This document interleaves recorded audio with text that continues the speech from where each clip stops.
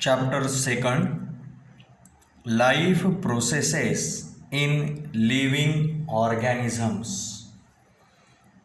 Part 1.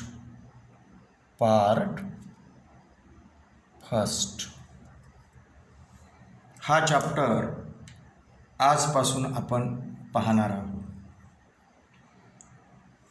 Life processes, ज्याला आपण जीवन प्रक्रिया असं म्हणतो. सजीवामधील ज्या जीवन प्रक्रिया आहेत त्याबद्दल आपल्याला या चॅप्टरमध्ये माहिती घ्यावयाची आहे. Life processes in living organisms म्हणजे सजीवांमधील जीवन प्रक्रिया, भाग 1, पार्ट 1 आपण पाहणार आहोत. या चॅप्टरमध्ये आपल्याला जी महत्त्वाची पॉईंट्स पाहायची आहेत ती याप्रमाणे आहेत. पहिला पॉईंट आहे living organisms and life processes, म्हणजे सजीव आणि जीवन प्रक्रिया. हा आपल्याला पहिला पॉईंट पाहायचा आहे. त्यानंतर आपल्याला दुसरा पॉईंट पाहायचा आहे, तो म्हणजे living organisms and energy production, म्हणजे सजीव आणि ऊर्जा निर्मिती. हा आपल्याला दुसरा पॉईंट पाहायचा आहे या चॅप्टरमध्ये महत्त्वाचा. त्यानंतर तिसरा महत्त्वाचा पॉईंट आपल्याला या चॅप्टरमध्ये जो पाहावयाचा आहे तो आहे सम न्यूट्रिएंट्स अँड एनर्जी इफिशियन्सी, म्हणजे काही अन्न घटक आणि मिळणारी ऊर्जा याबद्दल माहिती पाहायची आहे. हा तिसरा पॉईंट आपल्याला पाहायचा आहे. आणि जो या चॅप्टरमधला शेवटचा आणि महत्त्वाचा पॉईंट आहे तो म्हणजे cell division a life process. Cell division म्हणजे पेशी विभाजन, अ लाईफ प्रोसेस म्हणजे पेशी विभाजन ही एक जीवन प्रक्रिया आहे. हा चौथा पॉईंट आपल्याला या चॅप्टरमध्ये पाहायचा आहे. तर अशा प्रकारे या चॅप्टरमध्ये आपल्याला ही 4 महत्त्वाची पॉईंट्स पाहायची आहेत. यामध्ये सर्वात प्रथम आपण living organisms and life processes हा पहिला पॉईंट आपण पाहूया. Living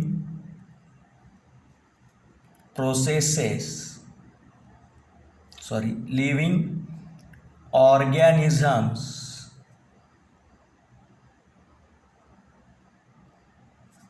and life processes.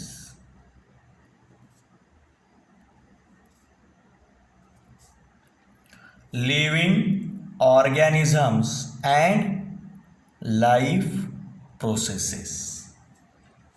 सजीव आणि जीवन प्रक्रिया याबद्दल आपण माहिती पाहूया. मानवाच्या शरीरामध्ये अनेक प्रकारच्या ऑर्गन सिस्टीम्स अविरतपणे कार्य करत असतात. There are different organ systems which are present in the human body. काय म्हटलंय आपण की मानवाच्या शरीरामध्ये various organ systems are present. Organ systems are present. मानवाच्या शरीरामध्ये कित्येक तरी वेगवेगळ्या प्रकारच्या अवयव संस्था किंवा इंद्रिय संस्था आहेत ज्यांना आपण ऑर्गन सिस्टीम म्हणतो. And they are continuously performing their functions in the human body. आणि या ऑर्गन सिस्टीम सतत मानवाच्या शरीरामध्ये कार्य करत असतात. हे सतत आपल्या शरीरामध्ये दे परफॉर्म द फंक्शन्स. आता कोणती ऑर्गन सिस्टीम्स आहेत आपल्या शरीरामध्ये?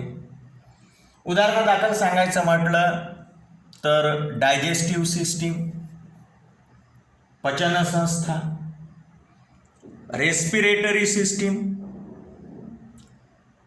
श्वसन संस्था, circulatory system,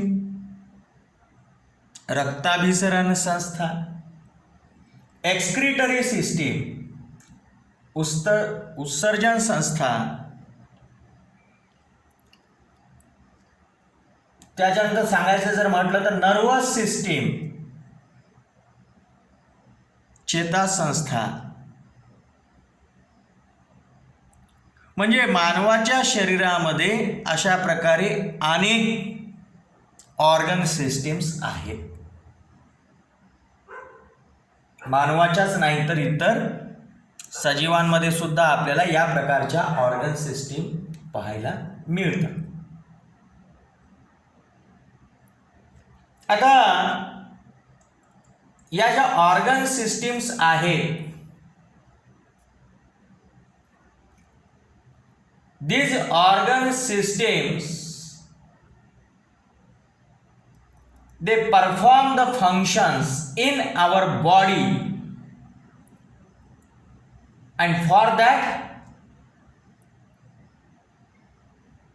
they need energy. काय म्हटलं की या ज्या ऑर्गन सिस्टीम्स आहेत, या ऑर्गन सिस्टीम्स ज्या शरीरामध्ये कार्य करतात, तर अशा ऑर्गन सिस्टीम्सला कार्य करण्यासाठी एनर्जी लागते. सच एनर्जी, हे वेगवेगळ्या प्रकारचे ज्या ऑर्गन सिस्टीम्स आपल्या शरीरामध्ये आहेत, they carry out the functions in our body. वेगवेगळ्या प्रकारच्या ऑर्गन सिस्टीम्स आपल्या शरीरामध्ये कार्य करतात. And for that purpose means to carry out such functions, these organ systems they need energy. या ऑर्गन सिस्टीम्सला ही फंक्शन घडून आणण्यासाठी कशाची गरज असते? एनर्जीची गरज असते. Such energy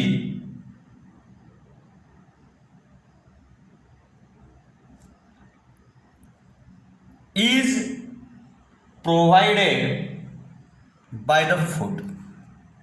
आणि मग अशी एनर्जी जी या वेगवेगळ्या ऑर्गन सिस्टीम्सला कार्य करण्यासाठी लागते, अशी एनर्जी मग शरीराला कोण पुरवते? फूड पुरवते. कोण पुरवते? फूड. आता फूड पुरवते म्हणजे फूड संपूर्ण फूड पुरवते असं काही नाही. या फूडमधील काही महत्त्वाचे घटक आहेत ज्यांना आपण न्यूट्रिएंट्स म्हणतो. ही न्यूट्रिएंट्स जी फूडमध्ये असतात ते एनर्जी पुरवतात. मग फूडमधली कोणती न्यूट्रिएंट्स एनर्जी पुरवतात? पहा, कार्बोहायड्रेट्स,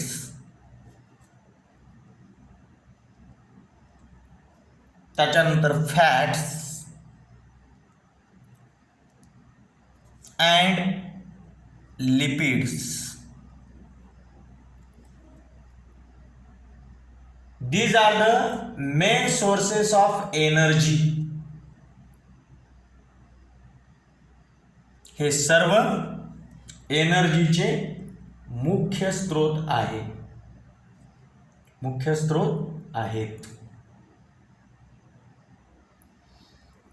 आणि या प्रकारचे हे जे फूडमधले हे न्यूट्रिएंट्स आहेत, कार्बोहायड्रेट्स, फॅट्स, लिपिड्स,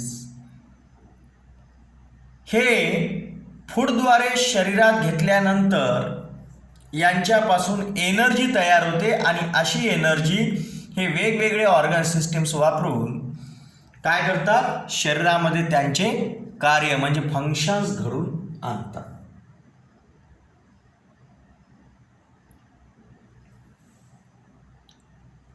फूडमधले कोणते न्यूट्रिएंट्स किंवा कोणते घटक? Carbohydrates, fats and lipids in the food they provide energy to our body. The mitochondria, which is present in each cell,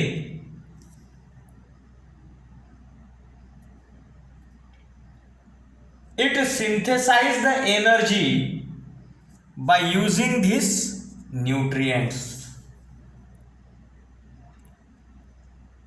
आता शरीरामध्ये अन्न घेतल्यानंतर एनर्जी कशी तयार होते?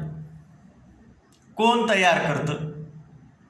तर लक्षात घ्या की माइटोकॉन्ड्रिया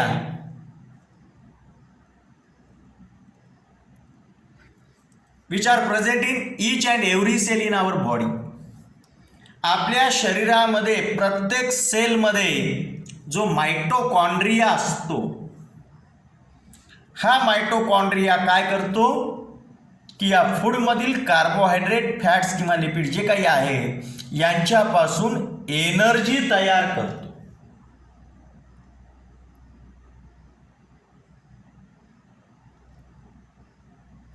आणि फॉर धिस रिॲक्शन, आता माइटोकॉन्ड्रिया एनर्जी तयार करतो त्यावेळी तो फूडमधील हे न्यूट्रिएंट्स तर वापरतोच, प्लस एनर्जी तयार करताना या न्यूट्रिएंट सोबत ऑक्सिजन लागतो. काय लागतो? Oxygen. Means to synthesize the energy mitochondria needs oxygen with the nutrients carbohydrate, fats and lipids. Carbohydrate, fats, lipids यांच्यापासून एनर्जी तयार करण्यासाठी माइटोकॉन्ड्रिया आणखीन कशाचा वापर करतो? ऑक्सिजनचा वापर करतो. हा ऑक्सिजन रेस्पिरेटरी सिस्टीमद्वारे घेतला जातो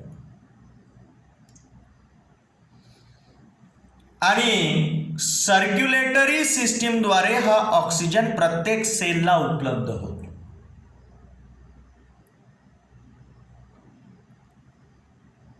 म्हणजे या ठिकाणी आपल्याला काय लक्षात येतं की रेस्पिरेटरी सिस्टीम आणि सर्क्युलेटरी सिस्टीम ही एनर्जी तयार करण्यासाठी जो ऑक्सिजन लागतो तो मिळवून देण्यासाठी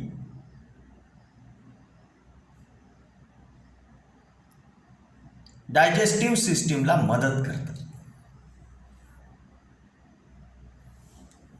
तर या पद्धतीने आपण सांगू शकतो की शरीरातले वेगवेगळ्या प्रकारच्या ज्या या ऑर्गन सिस्टीम्स आहेत ह्या सगळ्या कोऑर्डिनेशनमध्ये कार्य करतात. म्हणजे एकमेकांना समन्वय साधून ते कार्य करतात. मग अशा पद्धतीने रेस्पिरेटरी सिस्टीमने ऑक्सिजन एअरमधला बॉडीमध्ये आणला आणि बॉडीमध्ये सर्क्युलेटरी सिस्टीम असा ऑक्सिजन प्रत्येक सेलपर्यंत नेऊन देते, म्हणजे सप्लाय करते. आणि त्या ठिकाणी मग माइटोकॉन्ड्रिया काय करतो? असा ऑक्सिजन आणि न्यूट्रिएंट्स यांच्यापासून एनर्जी तयार करतो.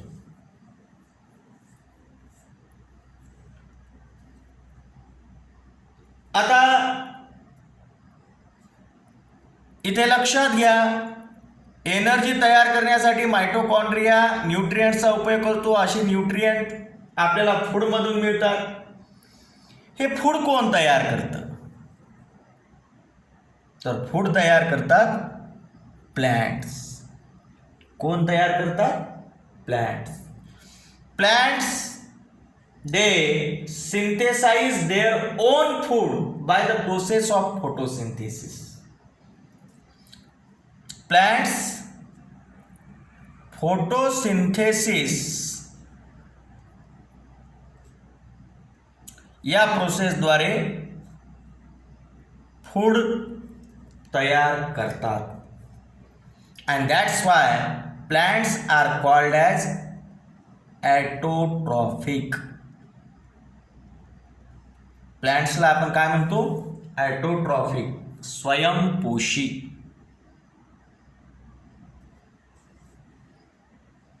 का म्हणतो यांना स्वयंपोषी? का म्हणतो यांना autotrophic? Because plants they synthesise their own food by the process of photosynthesis. Plants हे स्वतःचे अन्न फोटोसिंथेसिस म्हणजे प्रकाश संश्लेषण प्रक्रियेने तयार करतात. स्वतःचे अन्न तयार करणाऱ्यांना आपण म्हणतो ॲटोट्रॉफिक. म्हणून प्लांट्स हे ॲटोट्रॉफिक आहे. मग या प्रकारे अन्न तयार केल्यानंतर some of the food is युटिलाइज्ड by the plants. आता वनस्पतीने जे काही अन्न तयार केलेलं आहे त्याच्यापैकी काही अन्न स्वतः वनस्पती वापरते and the remaining food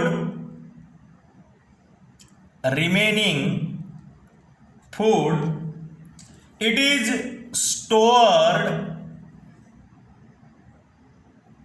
in fruits,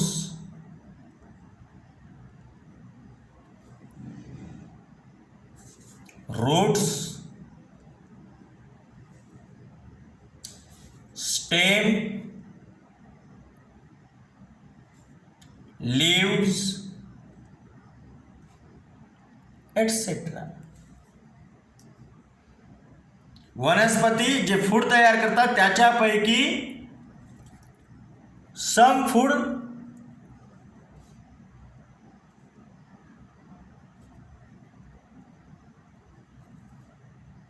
they utilize for themselves.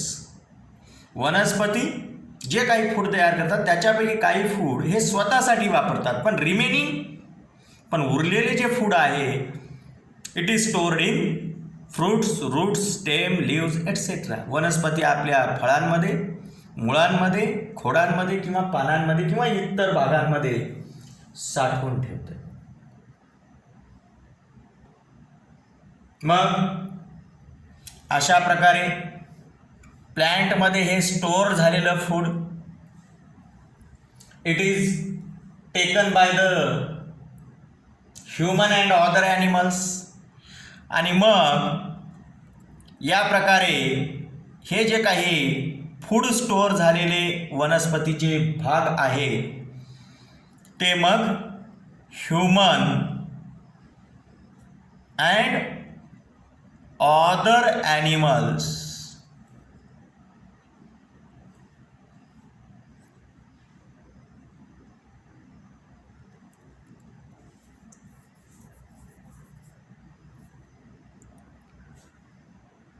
वनस्पतीच्या या भागांमध्ये जे फूड स्टोअर झालेलं आहे इट इज युटिलाइज्ड बाय द और it is consumed by the human and other animals. Means human and other animals they take the food from the plants.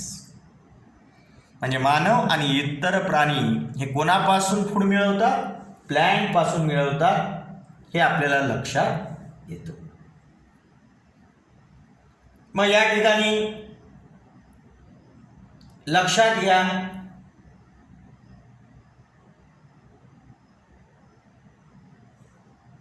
की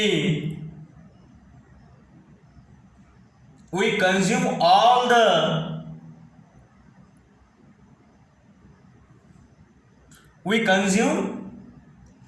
all these various plant materials and obtain the different nutrients. आपण वनस्पतींचे हे विविध प्रकारचे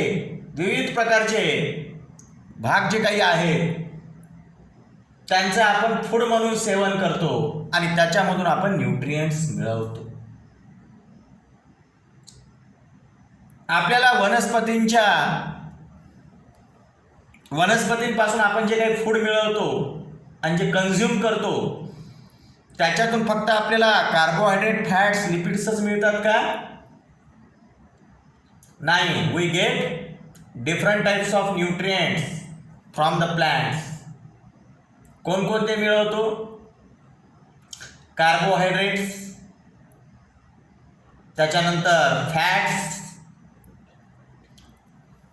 proteins, vitamins, minerals हे आपण मिळवतो. काय काय मिळवतो म्हटलं?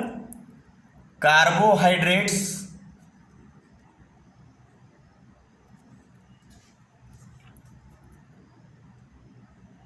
फॅट्स, प्रोटीन्स, विटॅमिन्स आणि मिनरल्स. ही सर्व nutrients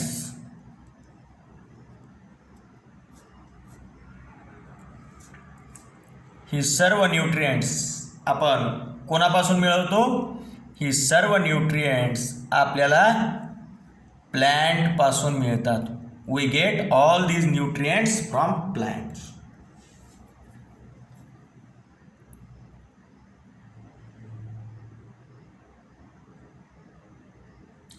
Which food material do we consume to obtain these nutrients?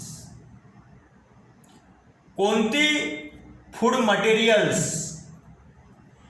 आपण घेतल्याने आपल्याला अशी ही न्यूट्रिएंट्स मिळतात ते आपण पाहूया. We obtain the carbohydrates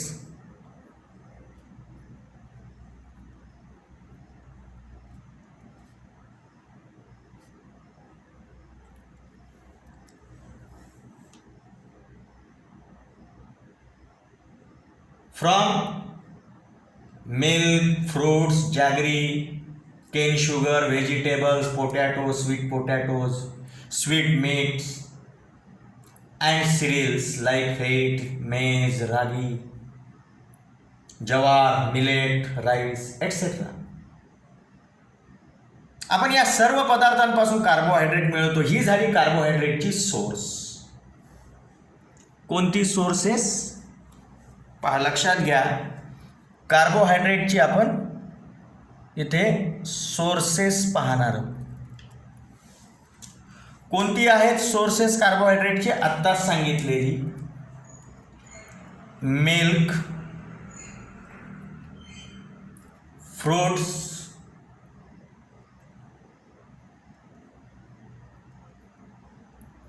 जागरी म्हणजे गूळ,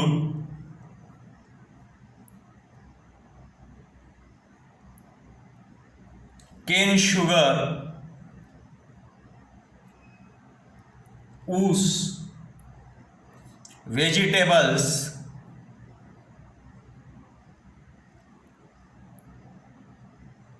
भाज्या, पोटॅटोज, बटाटे, स्वीट पोटॅटोज, रताळी, त्याच्यानंतर जर सांगायचं म्हटलं तर सिरियल्स,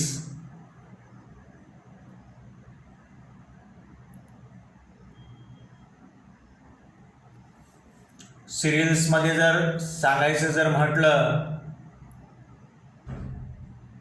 तर व्हीट,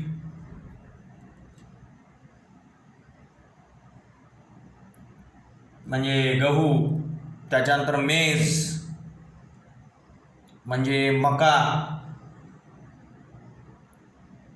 त्याच्यानंतर जर सांगायचं म्हटलं तर रागी,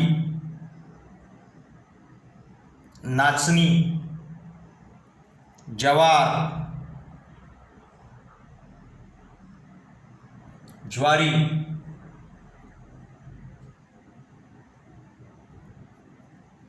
मिलेट, राईस, एटसेट्रा. ही सगळी सोर्सेस आहेत कोणाची? कार्बोहायड्रेट्सची. कोणकोणती सांगितली? Milk, fruits, jaggery, cane sugar, त्याच्यानंतर व्हेजिटेबल, त्याच्यानंतर पोटॅटोज, त्यानंतर काय सांगितलं पहा त्या ठिकाणी, स्वीट पोटॅटोज म्हणजे रताळी, सिरियल्स म्हणजे जी धान्य आहेत, कोणती धान्य, फीट म्हणजे गहू, मेज, मका, रागी, नाचणी, ज्वार, मिलेट, राईस एटसेट्रा, हे सगळे कार्बोहायड्रेटची सोर्स आहे. कार्बोहायड्रेट काय करतं, what is the function of carbohydrate? कार्बोहायड्रेटचं फंक्शन काय आहे? It provide, carbohydrates provide 4 kilo calorie energy per gram.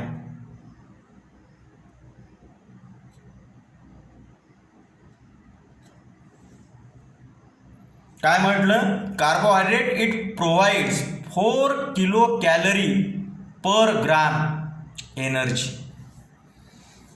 1 gram carbohydrate पासून आपल्या शरीराला 4 किलो कॅलरी एवढी एनर्जी मिळते.